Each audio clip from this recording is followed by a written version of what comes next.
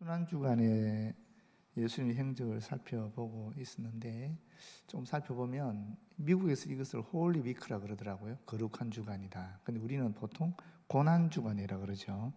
고난주간이라 그러는데 제가 신학대학원 다닐 때 우리 교수님이 하시는 말씀이 고난은 내가 원해서 받든 원치 않아 받든 똑같은 의미인데 예수님은 사실은 당신 스스로 이 고난을 짊어지셨기 때문에 고난주간이라는 말보다는 순환주간이라는 말이 더 옳다라고 해서 저희 교회에서는 순환주간이라는 말을 많이 씁니다. 그래서 오늘 순환주간에 대한 얘기를 조금 살펴보면 첫째 날은 주일이죠. 종료주일입니다. 그죠? 그래서 예수께서 나귀를 타고 예루살렘에 입성을 했는데 그때 호산나라고 여러 무리들이 외치면서 칭송했죠. 호산나는 나를 구원하소서라는 그런 뜻인 걸 아실 겁니다. 그리고 월요일에는 성전을 청결했습니다. 성전 뜰 안에 있었던 장사꾼들, 돈 파는 사람들 다 예수님이 내쫓으셨고 그들의 상과 의자를 덮어버리셨죠. 근데 이런 환전이라든지 동물시장을 운영하는 사람들이 원래 누구였냐면은 사내들인 공회였거든요. 그러다 보니까 예수님이 그 사건을 통해서 사내들인 공회에 또 사내들인 공회 회장이었던 대제사장이 완전히 이제 예수님을 반대하게 되었고 죽이려고 마음을 먹게 되었다는 것이 이 사건 때문에 그렇다라고 얘기하고 있습니다. 근데 우리는 월요일에 우리도 성전 청결에 대한 말씀을 함께 나누고 예수님이 우리 마음의 성전에 오시면 무엇이라고 말씀하실까? 과연 내 집은 만민의 기도하는 집이다라는 그 말씀처럼 우리 마음의 중심을 보실까? 그런 이야기를 나눴습니다. 화요일에는 성전에 올라가셔서 여러 가지 비유를 가르쳤거든요. 너는 무슨 권위로 이런 일을 하냐 그랬을 때 예수께서 세리와는 무슨 권위로 이런 일을 했느냐? 그때 그들이 대답하지 못하니까 예수께서 두 아들의 비유라든지 악한 농부의 비유 같은 것을 했지요.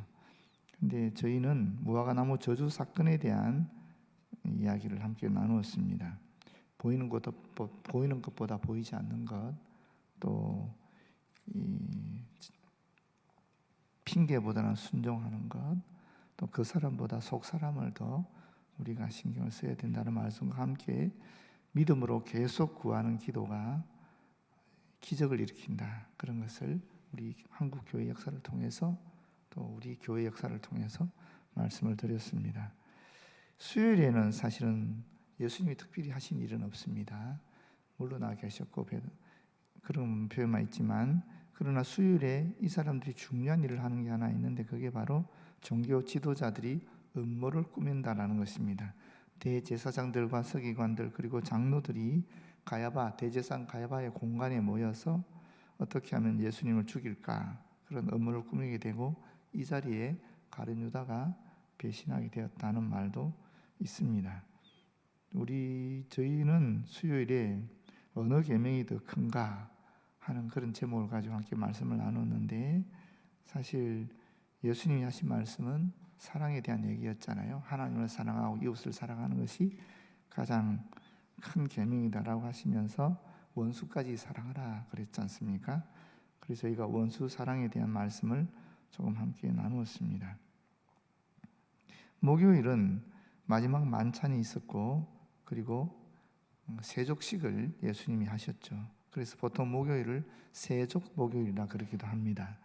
그리고 세족 끝난 다음에 고별 설교를 하시고 그리고 게시만의 기도를 하시게 되는데 우리는 목요일에 바리새인과 그리스도인이라는 제목으로 함께 말씀을 나눴습니다.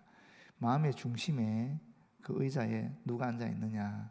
내가 앉아 있으면 외식하는 바리새인이 될 수밖에 없고 그리스도가 앉아 계시고 그 그리스도가 앉아 있는 그 발밑에 내가 있으면 참 그리스도인이 된다. 그런 말씀을 함께 나누었습니다. 그리고 금요일에는 예수께서 순환을 받으시고 십자가를 지시는 것인데 오전 9시경에 십자가에 못 박히신 다음에 가상 7원을 남기시고 돌아가셨죠.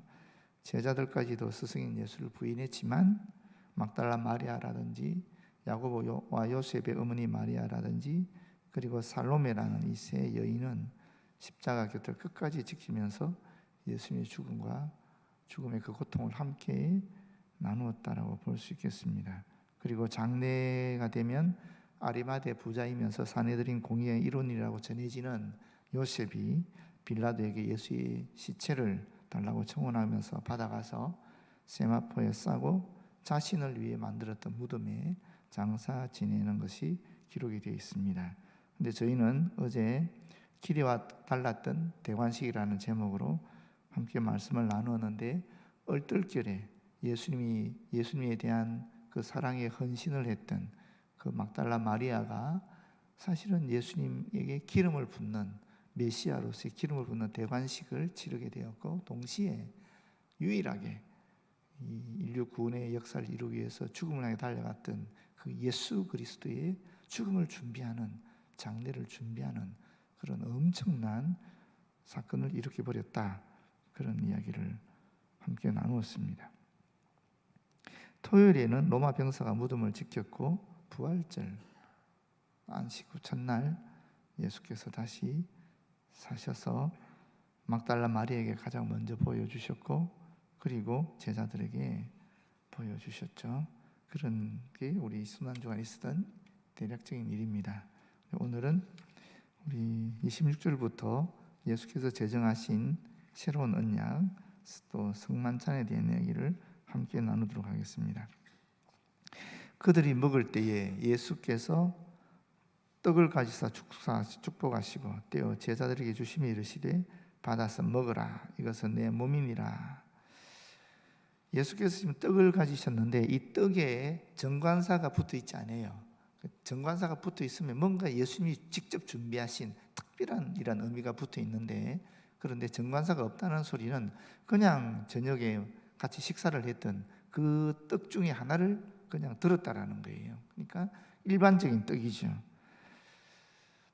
주님은 이러한 평범한 떡에 인류의 대속을 위해서 찌기신 자신의 몸의 상징성을 더해서 예수님의 제자들에게 떼어주셨다라고 볼 수 있는 겁니다.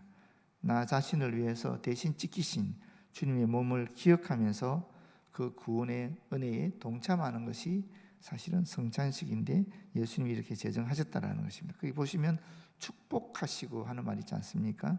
하나님께 어떤 사물을 거룩하게 해달라고 기도하거나, 또는 이 사람이 어떤 사물을 사용하기 위해서 그것을 축복해달라고 기도하는 것을 의미하는 것입니다. 그러니까 하나님께, 예수님께서 이 떡을 들고 이것을 먹는 제자들이 이 떡을 먹을 때에 영적인 은혜를 체험해달라고 기도하셨다라는 말씀입니다. 떼어 제자들에게 주시며라는 말씀이 있는데, 이 말씀을 보면 그냥 떼면서 다 이렇게 제자들에게 주시면서 말씀을 하신 것처럼 느끼잖아요, 우리 말에는. 근데 이 원어 성경을 보게 되면 예수님이 떡을 떼어서 제자들이 일단 먼저 다 나눠줍니다.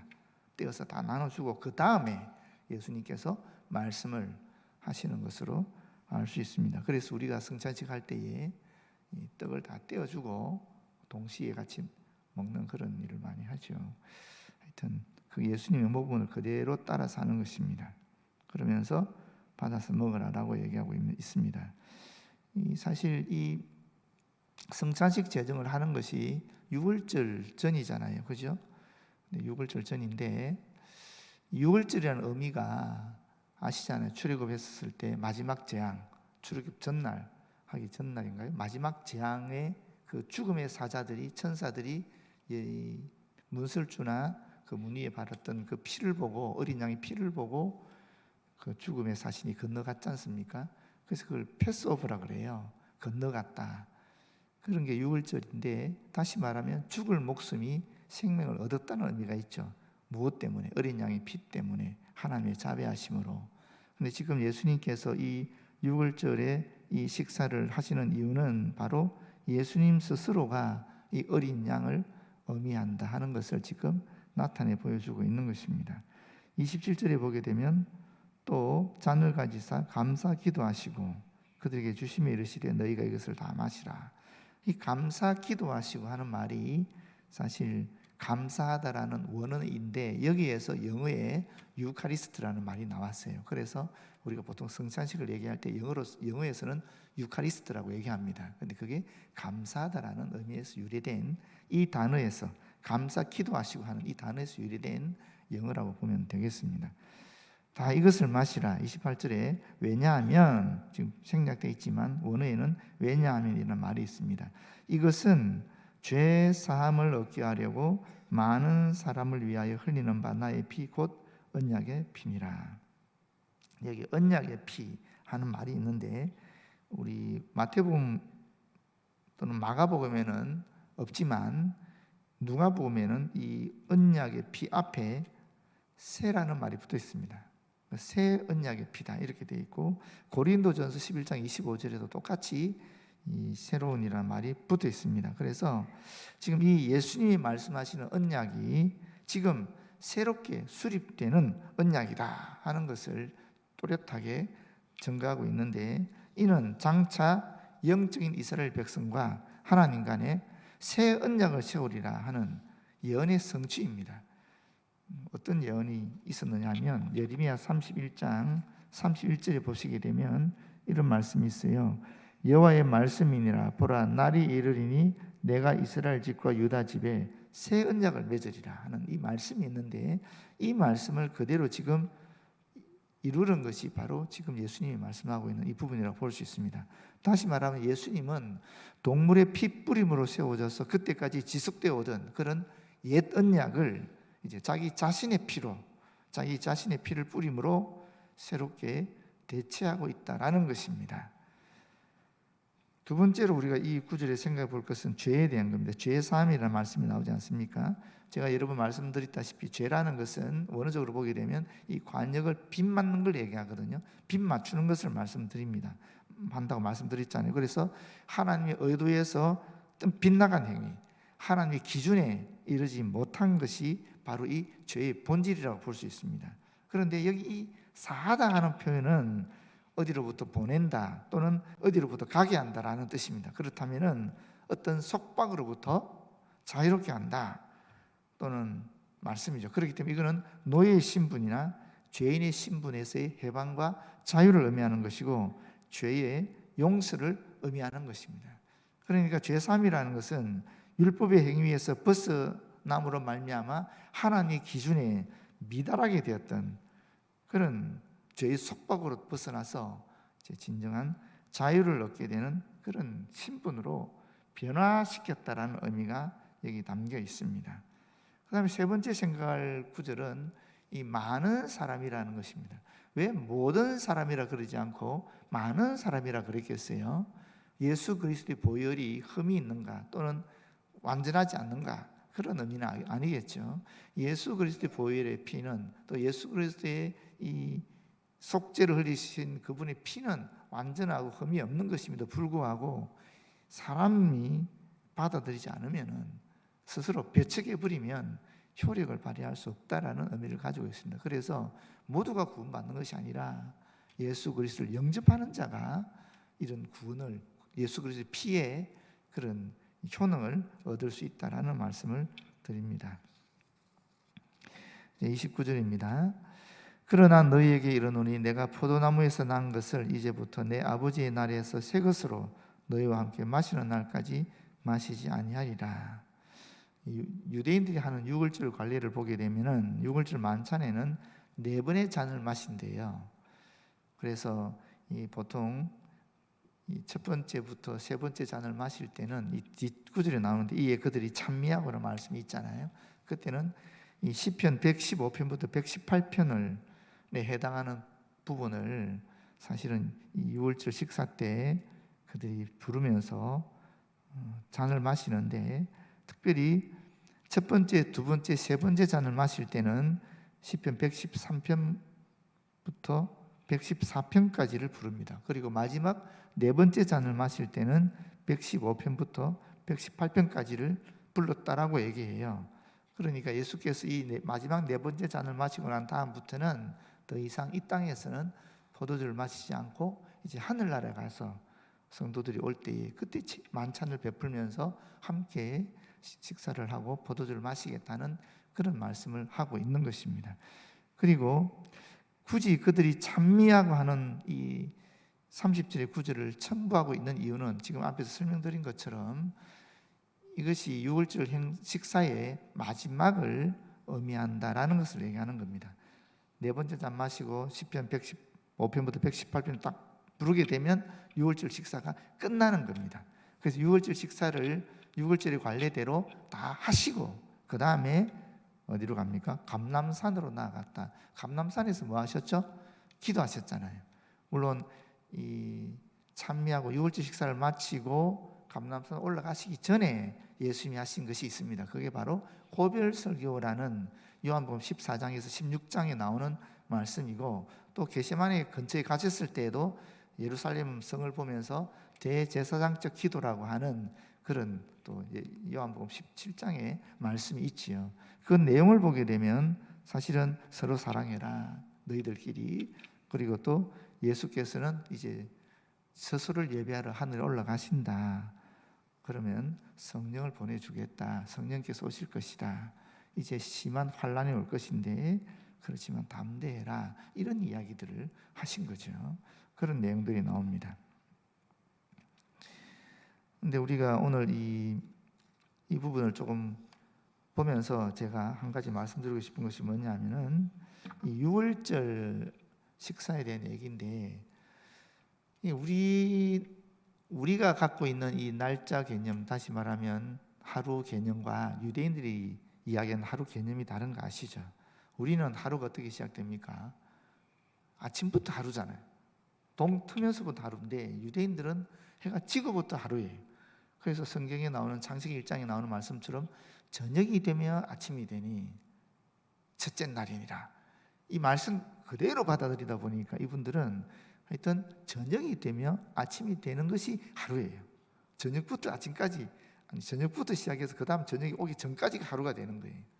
그래서 우리가 계산하는 거가 조금 헷갈릴 수 있는데, 원래 6월절은 14일이거든요. 그 동네 그 사람들 달력으로 니산월 14일이에요. 그럼 6월절 식사는 언제 하느냐면 13일 날 합니다. 13일 오후 3시부터 5시 그때 그 사람들이 양을 잡아요. 잡고 그 다음에 저녁이 되면 14일 저녁이 되면 13일 저녁 오후에 양을 잡고 그날 저녁이 되면 14일이 되는 거예요. 그럼 그때 쓴 나물이라든지 무교병과 그 양과 함께 6월절 식사를 하는 거예요. 그러다 보니까 우리 개념하고 조금 다른 거예요. 우리식으로 하면 어떻게 되느냐면 예수님이 목요일 날 오후에 6시쯤 식사를 하는, 그 6시 전에 식사를 해요.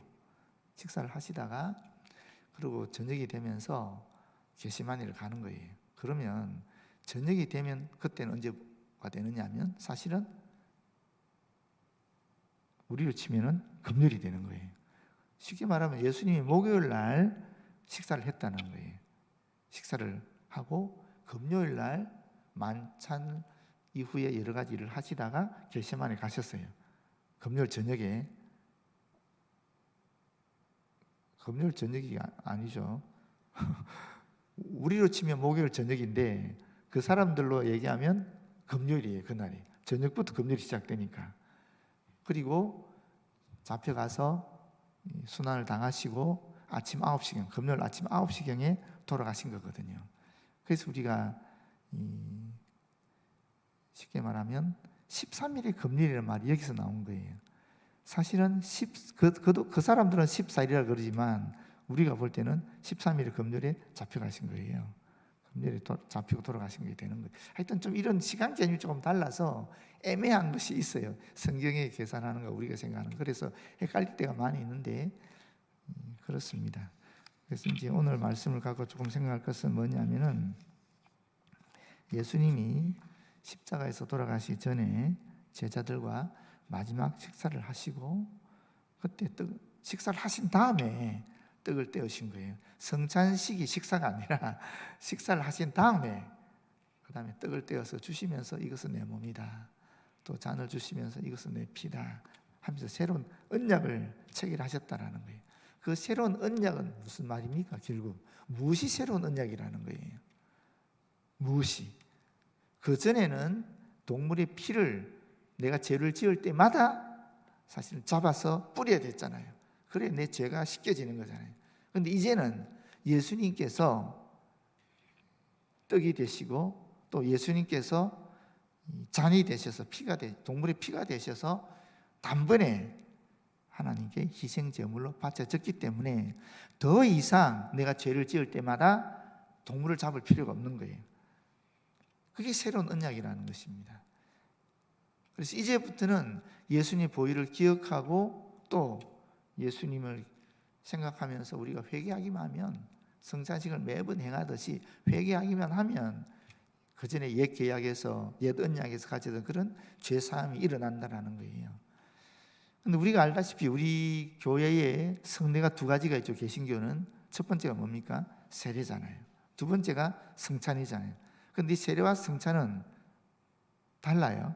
분명히 다르죠. 세례는 사실은 딱 한 번만 하는 거예요. 일생에서. 그렇지 않습니까? 유아 세례를 받든 또는 성인이 되어서 지금 조금 바뀌었지만 내 스스로 신앙을 고백하면 딱 한 번 일생에서 세례를 받는 거예요. 마찬가지로 예수님도 단 한 번 십자가에서 돌아가셨잖아요. 그것을 받아들이는 것이 예수님의 새로운 언약에 동참하는 거예요. 딱 한 번입니다. 예수께서 나를 위해 십자가에 못 박혀 돌아가셨다. 나를 위해서 당신의 몸을 찢기셨다. 나를 위해서 당신의 피를 흘리셨다. 그걸 딱 한 번 받아들이게 되면 그 순간에 우리는 세례를 받는 것 같은 것이고 그 순간에 하나님의 아들, 딸이 되는 거예요. 한 번 일어나는 사건입니다. 반면에 성찬은 예수님이 계속 기념하라 그랬잖아요. 계속적으로 반복해서 이 성찬을 행해라 그랬잖아요. 그래서 우리가 성찬을 매번 하는 겁니다.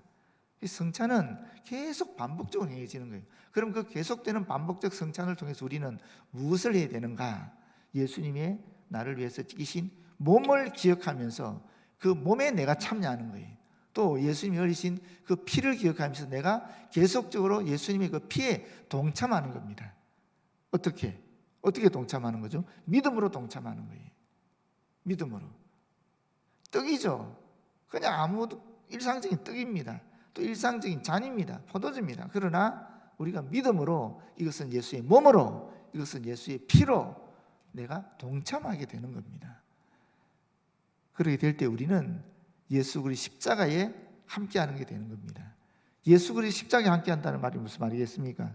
예수 그리스도 죽음에 내가 예수님과 함께하는 거기 때문에 예수님이 다시 사실 때도 내가 함께하게 된다는 겁니다. 그래서 예수의 죽으심이 나의 죽으심이 되는 거고 예수의 부활하심이 나의 부활하심이 된다는 거예요.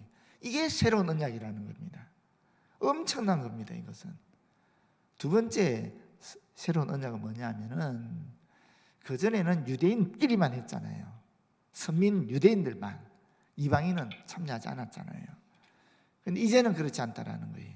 이 새로운 언약은 예수를 그리스도로 받아들이는 모든 사람들이 다 영적 이스라엘, 하나님의 선민이 된다는 거예요. 하나님의 아들, 딸이 되어서 하나가 된다는 얘기를 하고 있는 겁니다. 그래서 유대인이든 이방인이든 또는 지식이 많은 사람이든 지식이 적은 사람이든 또는 부자든 가난한 사람이든 또는 어른이든 아이든 상관이 없이 그리스도 안에서 하나가 된다는 겁니다. 무엇으로? 예수 그리스도의 피와 예수 그리스도의 몸으로 예수님께 제정하신 새로운 언약으로 완전한 한 몸 공동체를 이룬다 하는 것입니다. 이것이 성찬의 두 번째 의미입니다. 우리가 내일 성찬을 행할 것인데 이 의미를 기억하시고 날마다 예수님의 성찬 베푸신 그 성찬에 참여해서 우리가 예수님처럼 십자가에서 죽으심을 경험하시고 또 예수님처럼 다시 부활하는 그런 경험이 날마다 우리 일상 속에서 일어나기를 진심으로 기원합니다.